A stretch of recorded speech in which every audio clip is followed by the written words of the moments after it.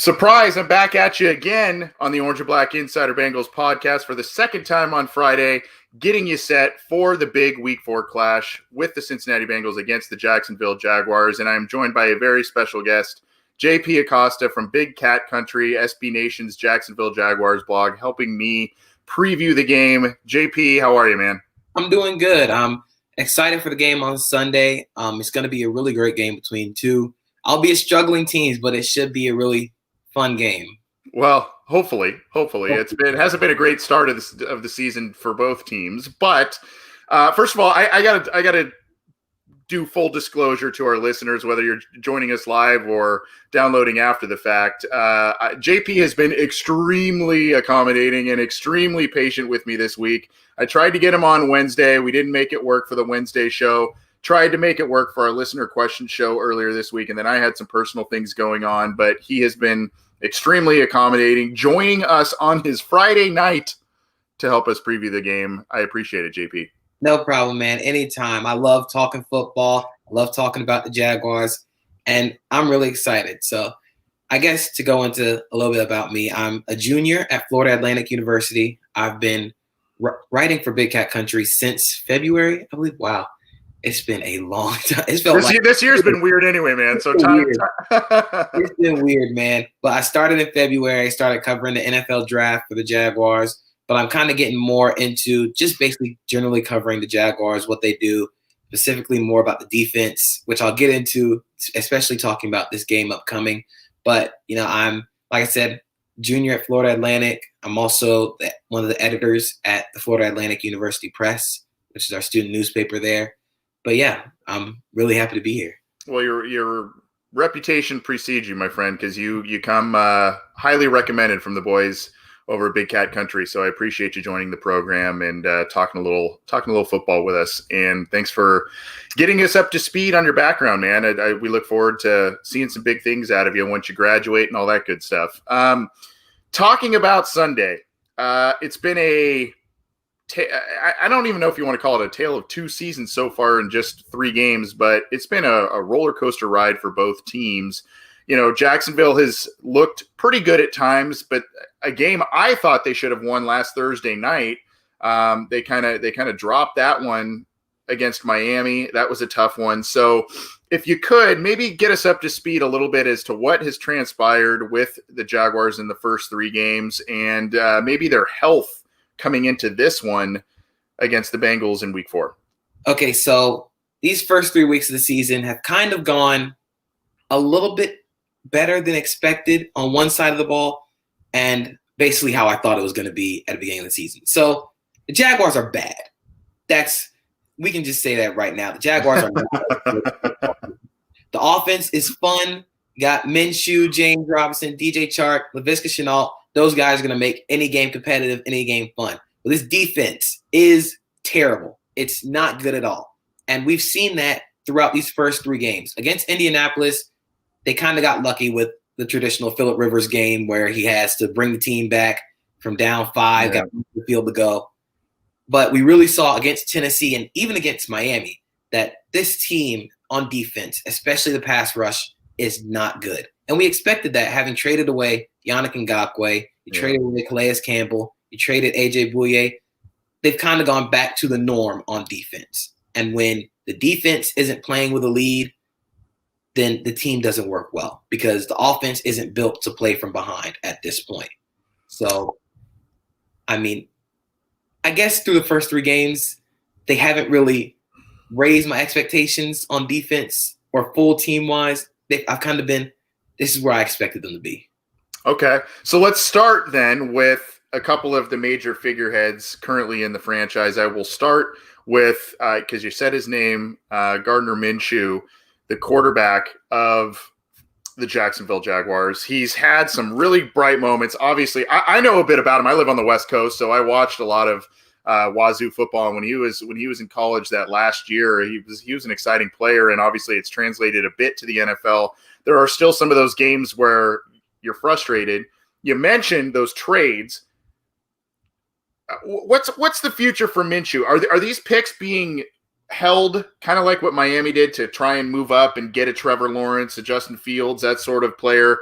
Or is Minshew the guy long term, and they want to build around him with some of those picks that they yielded from those trades? I think through the first few games, what I've seen is I think Minshew definitely can be the guy here. Although he has some physical limitations, like they don't throw the ball deep at all. But Minshew's not really a deep ball thrower. He's a very timing, anticipation. He'll throw the ball short and intermediate. But I don't think the Jaguars will be bad enough to be in the running for a Trevor Lawrence or a Justin Fields. As we saw on Thursday, the Jets are the worst team in the NFL. Oh, man. They're going to have the number one pick. The Jaguars aren't going to be near that number one pick. So I think if Gardner Minshew continues to play like the way he has, excluding that Miami game, the Miami game was just a bad game on all sides of the ball, including special teams, which I don't even know what happened.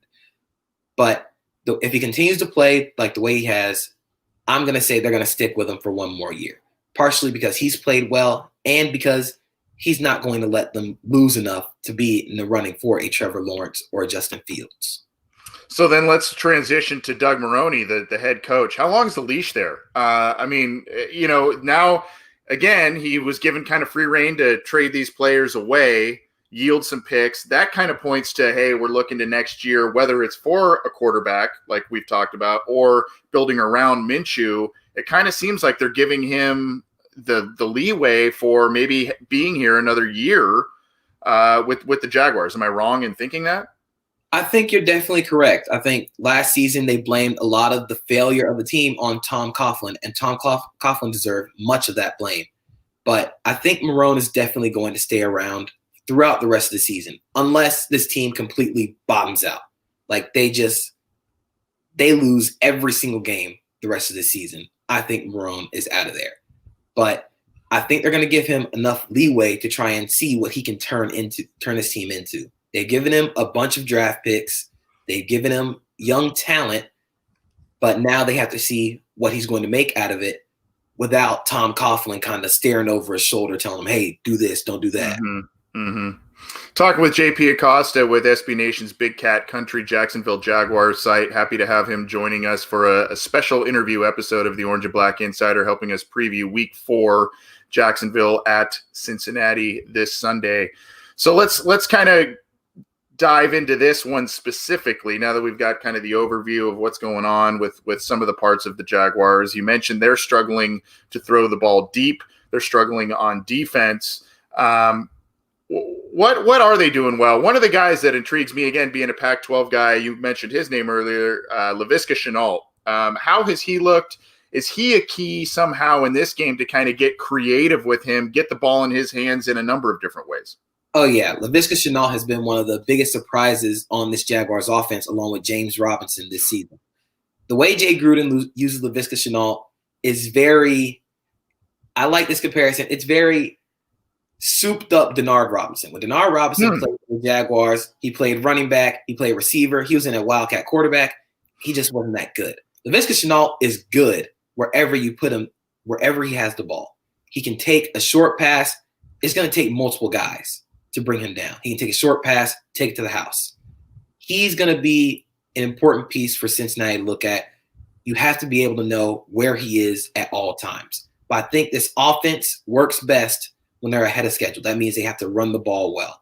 They run the ball well with James Robinson. They run behind that left side of the line with Cam Robinson, Andrew Norwell, and Tyler Shatley, who's replacing Brandon Linder, although Linder and Shatley have played really well, actually. James Robinson, he just won Offensive Rookie of the Month. He is so much of a different running back than Leonard Fournette. And I'll say that because Leonard Fournette doesn't have that speed or elusiveness that James Robinson has. James Robinson has a second gear where he hits it and he can take it to the house immediately. If you're Cincinnati, you have to stop the run. You have to put them behind the chains. You have to make them throw the ball deep. The Jaguars don't throw the ball deep at all. Even with DJ Chark coming back, they don't throw the ball deep. So if you can get them behind the chains, if you can force them in the second and long, third and long, they're not going to throw the ball deep that much. So surprisingly for the Bengals, one of the issues they have had this year is throwing the ball deep. Joe Burrow, I believe, is only one of 16 on deep throws this year. Is that something that you are on the Jaguars side of the fence? Is that something that they are worried about Burrow potentially catching fire this week because of the defensive struggles you mentioned earlier? I think they're definitely worried about Joe Burrow. I think Doug Marrone and Todd Walsh have both heaped praise on Burrow throughout this week, and Joe Burrow's an absolute gamer. He sticks in the pocket even when the offensive line is collapsing around him, especially against Philadelphia. That was one of the most impressive games, even though it ended in a tie. Don't remind me. That was a very impressive game from Joe Burrow. But for Jacksonville and for Cincinnati, you have to be able to protect Joe Burrow. And I think against Jacksonville, you'll be able to do that. Jacksonville's only had 3 sacks this season. That's last in the NFL. They don't get any interior pressure. You're going to get your Josh Allen. You're going to get Clavon Chaisson. They're going to try and get pressure off the edges, but they're not. I don't think they get there in time because the pocket isn't collapsing as much from the interior. With the way Todd Walsh plays his defense, it's very much like the Legion of Boom at Seattle. They play a lot of cover 3, cover 4. They don't blitz at all. So they're going to rush with 4 most of the game. If they don't get pressure, Joe Burrow's going to have time to find the holes in the zone. So I don't think throwing deep is going to be necessarily like a priority, but I think he's going to have enough time to throw the ball in the holes in the zone, which I think he's going to be able to find. Talking with JP Acosta with SB Nation's Big Cat Country, previewing the Jaguars at the Cincinnati Bengals this week, week 4 coming up here. Kind of an interesting big game for 2 teams that don't have a lot of wins this week. And we're going to get to some keys here. Who are some players, before we kind of get to some keys of the game, your predictions, etc., who are some players maybe that Bengals fans are not familiar with on the Jacksonville Jaguars that we should be hearing a lot of on Sunday and could have a big impact on the result on Sunday? So I'll go with 2 names. I'll go one on defense, one on offense. The one on defense is Miles Jack. Miles Jack last year played middle linebacker. He wasn't very good at it. He had too much to process. Now with Joe Schobert playing middle linebacker, they moved Miles Jack back to the weak side. They moved him back to the will linebacker, and he's played phenomenally. He's led the team in tackles each game. He's flying around the field. So in order for Cincinnati to be able to move the ball effectively on that second and third level, they have to know where Miles Jack is. He's going to roam around. He doesn't have any more responsibilities calling plays. He can just see ball, get ball. So you have to know where 44 is at all times. On offense, I'm going to say Chris Conley. Chris Conley had a very bad game on Thursday because DJ Chark was out. He had a lot of drops. There was miscommunications, missed blocks. It was not a good game for Chris Conley overall. But if DJ Chark isn't back up to 100%, I know they said he's going to play, but I know Chris Conley's going to play a lot. So he's going to be one to watch out for. He stretches the field vertically. That's something they don't really have. So if he can get going, that's going to open up that offense a lot more. But if he starts dropping passes, he starts continuing what happened on Thursday, then he'll be able to shrink the field against that offense.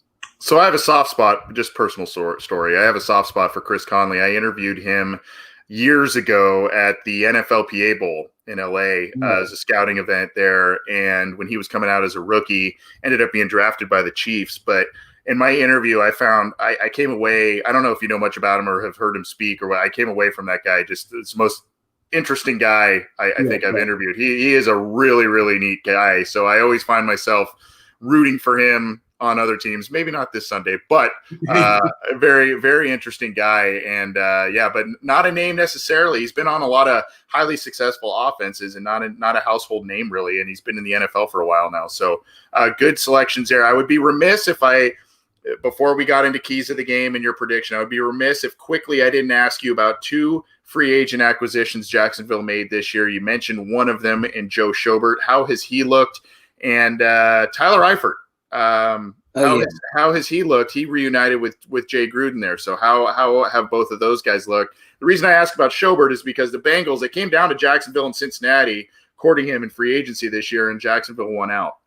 Yeah, so Joe Schobert he's done well for what they've needed him to do. What they need him to do is come in and take some of that responsibility off Miles Jack. Now you have Joe Schobert calling the plays. And he's done a very good job of diagnosing the play, running the ball down, getting some tackles. Against Miami, he didn't do a very good job of that. He missed a tackle on Ryan Fitzpatrick, led to a big 20-plus yard gain. So there are going to be those times where there's a lapse in execution. But for the most part, I think Joe Schobert has played fairly well in terms of what they've asked him to do. I think that's the same thing with Tyler Eifert. They've asked him to kind of stretch the field as a tight end in that scheme, play off of play action. But the thing is, Jacksonville didn't really run play action that much. They run a lot of personnel with 3 wide receivers. So Tyler Eifert may be off the field sometimes. They run a lot of 3-4 wide sets. So Tyler Eifert may not be on the field as much. But when he's in there, he stretches the field vertically, and he's able to give Gardner Minshew an option over the middle. That's where that short and intermediate over the middle type catches, that's what Tyler Eifert can do. So he's done well for what they've given them or what they needed to do.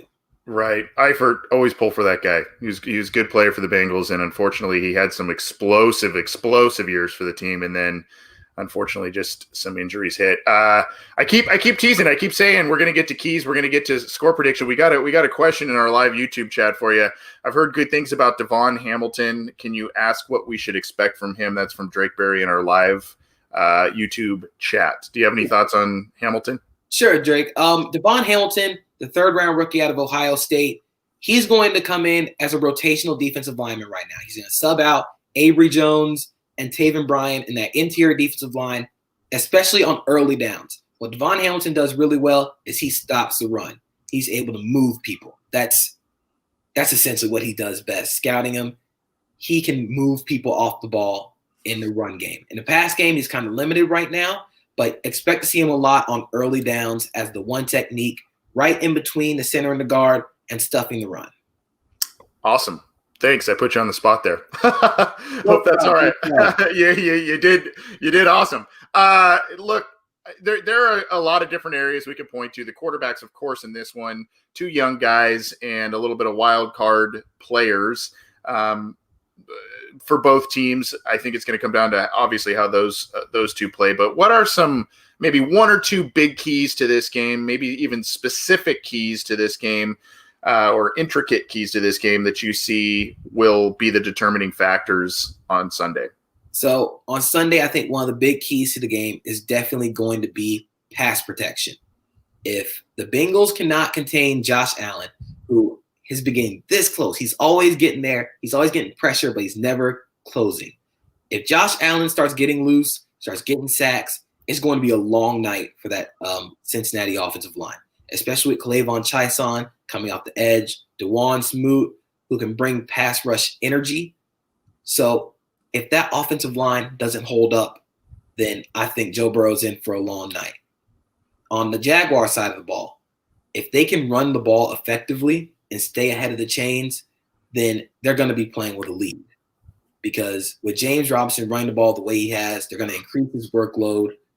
They'll be able to run their offense, which is run the ball, quick intermediate passes, and they're going to hold the ball for a long time, try and get that young Jacksonville defense to kind of get acclimated, get used to playing in Cincinnati and getting some rest, essentially. So I think the offensive and defensive lines are definitely going to be important. Now, on Jacksonville's side of the ball, I definitely think they're going to have to watch out for Cincinnati's linebackers. Logan Wilson, Akeem Davis-Gaither, 2 speedy off-ball guys, especially in Jacksonville's offense that tries to create mismatches, short intermediate areas. They're going to have to play a great game with tackling. I know Jesse Bates is going to be flying everywhere. He's one of the better center fielder safeties in the NFL. So they're going to have to play a great game in terms of tackling and making sure they stay off schedule. Jacksonville may be getting a break in that respect. Logan Wilson's been dealing with a concussion this week, so he may not be able to go. We'll see what happens there. Not definitive quite yet, but those things are tricky, as we know. Yeah, so, definitely. but yeah, those the linebackers, they've shown some improvement so far. That was a real trouble spot for the Bengals last year. They brought in 5 offseason acquisitions in that position group alone. So, I remember Davis Gaither being one of the guys I wanted Jacksonville to draft. He's okay. a ball guy. Yeah. He's slowly getting an increase of snaps as well. So it's hard to disagree with a lot of those points you made there. Let's get your prediction. Let's put you on the spot. How do you see this one playing out? And if you got a score prediction, we'll take it, JP. Okay, so I see this game playing out a lot like kind of the Indianapolis game for Jacksonville. I think with Jacksonville, if they win the toss, they're going to get this ball. They're going to receive the ball.